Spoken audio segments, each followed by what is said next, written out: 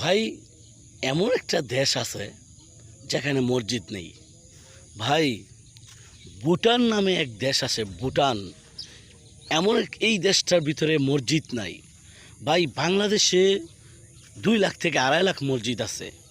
India 3 lakh মসজিদ আছে। ভাই, আমাদেরকে আমাদেরকে আল্লাহ তাআলা এতগুলো মসজিদ করার তৌফিক দিছে, আর ভুটানের ভিতরে ভাই একটা মসজিদ নাই। এটা তো আমাদের কমিকামতি ভাই, আমরা তাদেরকে জানাই নাই। ভাই, মসজিদে ইবাদত করেন।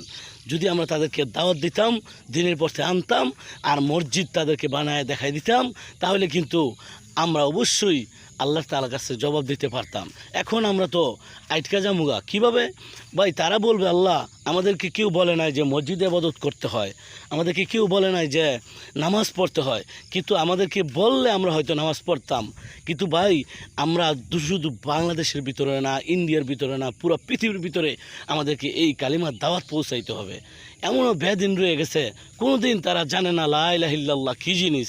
ভাই, তাদেরকে যদি আমরা না জানাই, আমরা কীভাবে জান্নাতে যাব? আমরা তো সেই জায়গায় আটকে যামুগা, আমরা তো সেই কাতারে পড়ে যামুগা যে লা ইলাহা ইল্লাল্লাহর দাওয়াত আমরা দেই নাই। এমনও দেশ আছে, এমনও ডিস্ট্রিক্ট আছে, আমরা তাদেরকে দাওয়াত দেই নাই।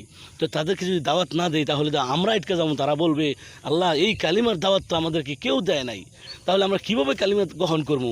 সেই জন্য যা পাইছি তাই ইবাদত করছি। গরুর ইবাদত করছি, মাছের ইবাদত করছি, হ্যাঁ, গাছের ইবাদত করছি, হ্যাঁ, পশু পাখি জীবজন্তুর ইবাদত করছি। আল্লাহ, আমরা মনে করছি তাদের কাছ থেকেই সব হয়। কিন্তু আল্লাহ, আপনার এই লোক, আপনার কোনো উম্মত, আপনার কোনো বান্দা আমাদেরকে বলে নাই যে লা ইলাহা ইল্লাল্লাহ বলো, তাহলে তোমরা দামি হয়ে যাবে। ভাই, আমাদেরকে এই দাওয়াতগুলো দেওয়া দরকার।